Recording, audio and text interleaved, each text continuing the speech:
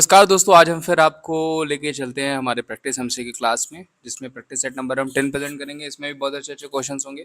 बहुत सारे क्वेश्चंस आपको आ रहे होंगे और बहुत सारे क्वेश्चंस लगभग ऐसे होंगे कि लगेगा कि आपने सुना ही नहीं है, लेकिन ये क्वेश्चंस आपको पूछे जाते हैं।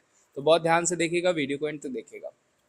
रूमी दरवाजा कहाँ पे स्थित है? लखनऊ में, आगरा में, मेरठ में या झांसी में? कोई भी ऐसे मॉन्यूमेंट या कोई भी ऐसे लोकेशन जो कि आपको हमेशा पूछी जाती है, ये ध्यान रखिएगा। एक क्वेश्चन यहाँ से आपका बनता ही बनता है। तो रूमी दरवाजा कहाँ पे स्थित हो जाएगा? तो वो संबंधित हो जाएगा आपका लखनऊ से। इसी तरह मैंने आपको कई सारे मॉन्यूमेंट्स पढ़ाए हैं, जैसे विट्ठल टेम्पल आपको बताया था कहाँ पे हो जाएगा, तो वो हो जाएगा हम्पी में। द्वारिकाधीश बताया था कहाँ पे हो जाएगा, गुजरात में।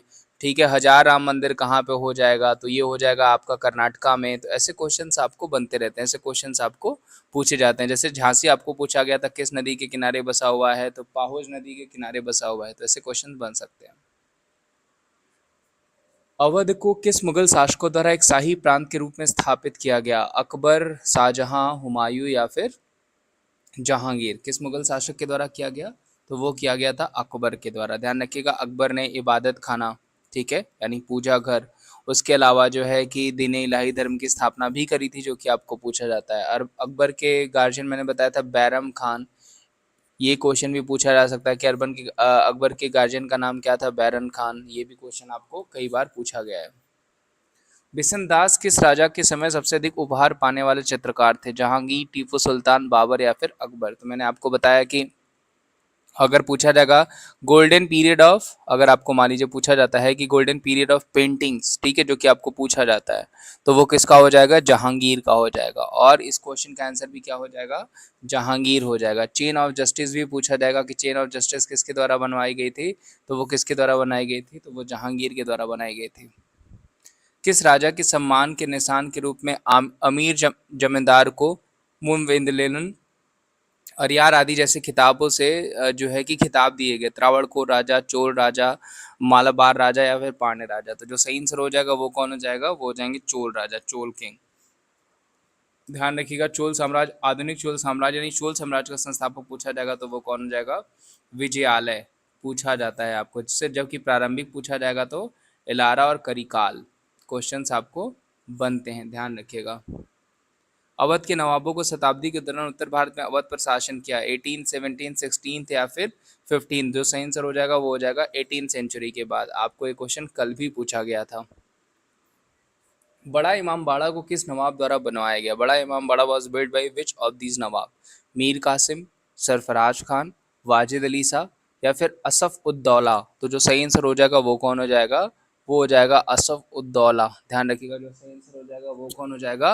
वो हो जाएगा असफ उद्दौला। बड़ा इमाम बाड़ा किस नवाब द्वारा बनवाया गया? असफ उद्दौला के द्वारा।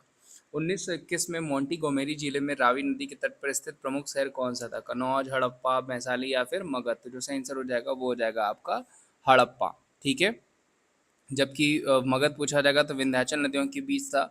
और मगध, ध्यान रखिएगा, एंशियंट हिस्ट्री में 16 महाजनपदों में सबसे शक्तिशाली जो है कि साम्राज्य कौन सा था? मगध था, क्योंकि इसके दोनों तरफ नदियां बहती थी और ये जंगल से संबंधित था, जंगल से सटा हुआ था, तो इस वजह से खाने पीने की चीज़ें यहाँ पे मिलती थी। और इस पर सबसे पहले शासन किसने किया था? तो वो किया था जो है कि आपका हर्यक वंश ने। ध्यान रखिएगा, हर्यक वंश का संस्थापक कौन हो जाएगा? बिंबिसार। भारत में आने वाले पहले यूरोपीय कौन थे? तो देखिए, मैंने आपको बताया है पुर्तगाल, फिर डच, फिर अंग्रेज, फिर उसके बाद फ्रांसीसी। तो इस क्वेश्चन का आंसर क्या हो जाएगा? पुर्तगाली। सुजाउद्दौला बंगाल का नवाब था? पहला, दूसरा, तीसरा या फिर चौथा? जो सही आंसर हो जाएगा वो क्या हो जाएगा? वो हो जाएगा सेकंड। दूसरा नवाब कौन था? सुजाउद्दौला बंगाल का। बंगाल का गवर्नर पूछा जाएगा तो क्लाइव, गवर्नर जनरल पूछा जाएगा तो वार्डन हेस्टिंग्स। इनमें से कौन दो बार बंगाल का नवाब बना? Who among the these became the nawab of Bengal twice? Murshid Quli Khan, Mir Jafar, Sujauddin Mohammad Khan या फिर नन ऑफ दीज? तो जो सही आंसर हो जाएगा वो हो जाएगा आपका मीर जाफर। निम्नलिखित में से किस राजा ने सांची स्तूप को नष्ट कर दिया? Which of the following king destroyed the Sanchi stupa? Ashoka, Pushyamitra Sunga, Simuk या फिर शिशुनाग? तो जो सही आंसर हो जाएगा वो हो जाएगा आपका पुष्यमित्र सुंग। द्वितीय बौद्ध परिषद कहाँ आयोजित की गई थी? राजगीर में, वैशाली में, कन्नौज में या फिर सत्यपर्णा में? तो देखिए, पहले मैंने आपको बताई थी कहाँ पे? राजगीर में। दूसरी कहाँ पे हो जाएगी? वो हो जाएगी वैशाली में। तीसरी कहाँ पे हो जाएगी? पाटलिपुत्र में। और चौथी कहाँ पे हो जाएगी? कुंडल ग्राम में। ठीक है, कुंडल वन में, जो कि आपको पूछा जाता है, एक नंबर के क्वेश्चंस बनते हैं। निम्नलिखित में से कौन सी पुस्तक हर्षवर्धन द्वारा नहीं लिखी गई है? Which of the following book is not written by Harshavardhan? Ratnavali, Nagananda, मंसलोसा या फिर प्रियदर्शिका? तो देखिए रत्नावली भी किसके द्वारा लिखी गई है? हर्षवर्धन के द्वारा। नागनंद भी किसके द्वारा? प्रियदर्शिका भी किसके द्वारा? तो ये सब जो है लिखी गई है हर्षवर्धन के द्वारा। ठीक है, तो सही आंसर हो जाएगा, वो हो जाएगा मंसलोसा। निम्नलिखित में से कौन सा उपनिषद सबसे पुराना माना जाता है? छांदोग्य, मुंडक, बृहदारण्यक या उपयुक्त में से कोई नहीं? जो सही आंसर हो जाएगा वो क्या हो जाएगा आपको? कौन सा उपनिषद सबसे पुराना माना जाता है? तो वो हो जाएगा बृहदारण्यक। निम्नलिखित में से कौन सा ब्राह्मण सामवेद से संबंधित है? ऐतरेय, थंड महा, गोपाथा या सतपथ? तो जो सही आंसर हो जाएगा वो हो जाएगा आपका थंड महा। जीवाका दरबारी चिकित्सक किसका था? तो जीवाका दरबारी चिकित्सक था बिंबिसार का। बिंबिसार किससे संबंधित था? हरेक वंश से। बिंबिसार की हत्या किसने कर दी थी? अजातशत्रु ने। अजातशत्रु की हत्या किसने कर दी थी? उदयन ने। 1919 के रॉलेट एक्ट के बारे में निम्नलिखित में से कौन सा सच है? अधिनियम सरकार को बिना किसी मुकदमे के कारावास के लिए अधिकृत किया। सही है। अधिनियम ने सरकार को भारतीयों को किसी भी कानून में अदालत दोषी ठहराने के लिए अधिकृत किया। ये भी सही है।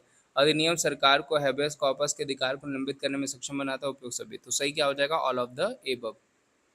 इसी को गांधी जी ने ब्लैक एक्ट कहा था, ये ध्यान रखिएगा।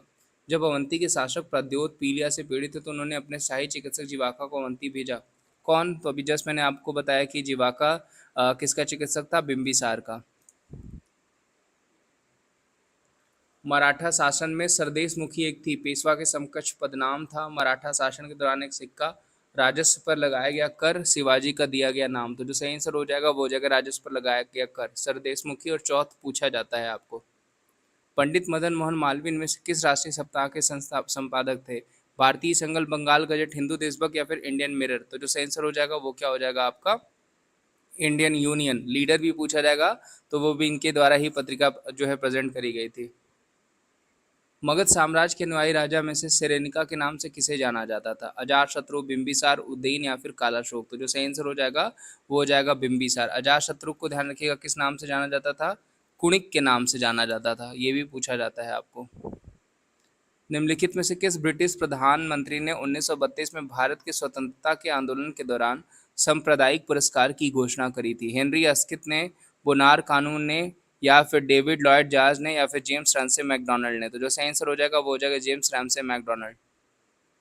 भारत का कौन सा ब्रिटिश वायसराय 1884 में अधिनियमित इल्बर्ट बिल के साथ जुड़ा? Very very important. Ilbert bit आपको पूछा जाता है कि इल्बर्ट बिट किससे संबंधित है? तो वो संबंधित हो जाएगा आपका रीपन से। ध्यान रखिएगा। दार्शनिक प्रणाली के तहत निम्नलिखित में से कौन सा विषय सरकार के प्रत्यक्ष के नियंत्रण में था? खर्च करने वाला विभाग, कानून और व्यवस्था, स्थानीय स्वशासन या एक व दो? तो जो सही आंसर हो जाएगा वो हो जाएगा एक व दो। ध्यान रखिएगा ये दोनों किसके पास था? तो वो सरकार के प्रत्यक्ष के नियंत्रण में था। निम्नलिखित में से किस वर्ष रॉलेट एक्ट अधिनियम को पारित किया गया? अभी जस्ट मैंने बताया कब हो जाएगा? 1919। इसको क्या कहा गया था? ब्लैक एक्ट कहा गया था। तो ये दोस्तों आज के क्वेश्चंस थे। उम्मीद करता हूँ इसमें से तकरीबन 15 से 20 क्वेश्चंस के आपने सही आंसर दिए होंगे। अगर सही आंसर दिए तो आपको बहुत सारे क्वेश्चंस यहाँ से देखने को मिल जाएंगे। बाकी रेगुलर आपको प्रैक्टिस सेट मिलते रहते हैं। तब तक अपना ध्यान रखिए। मिलते हैं हम आपको अगली वीडियो में। और आप क्वेश्चंस प्रैक्टिस सेट करते रहिए। मैं आपको रेगुलर प्रैक्टिस सेट प्रेजेंट करते रहूँगा। तब तक अपना ध्यान रखिए। Thank you so much. Bye, take care.